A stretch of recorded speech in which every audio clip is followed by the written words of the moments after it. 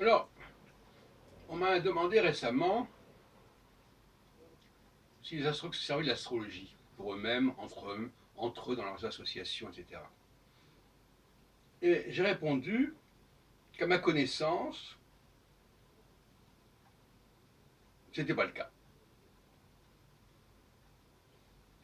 Que les élèves en astrologie, les amoureux d'astrologie, pouvaient éventuellement dire voilà où est-ce que tu as ton Jupiter ou ton je sais pas quoi, mais que entre eux, quand il s'agissait de s'organiser, d'organiser des colloques, de voter ou d'élire quelqu'un, l'argument lié au thème astral ne semble jamais avoir été soulevé.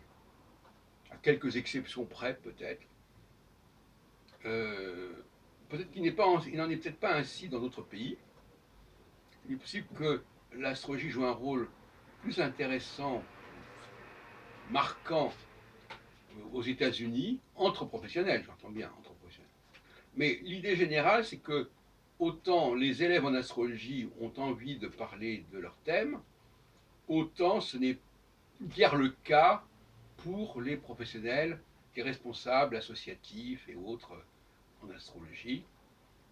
Et je ne crois pas qu'un congrès ait été organisé en tenant compte de je ne sais quelle configuration astrologique, ne serait-ce que parce que les astrologues ne sont pas forcément d'accord entre eux.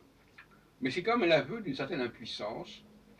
Moi-même, avec l'astrologie que je propose aujourd'hui, je considère que ce n'est pas normal. Si on a une astrologie qui est viable, ben, il est normal que les astrologues s'en servent entre eux, pour eux-mêmes. C'est la moindre des choses, mais le fait de ne pas le faire est un aveu assez troublant, dont je laisse à chacun le soin de tirer les conséquences.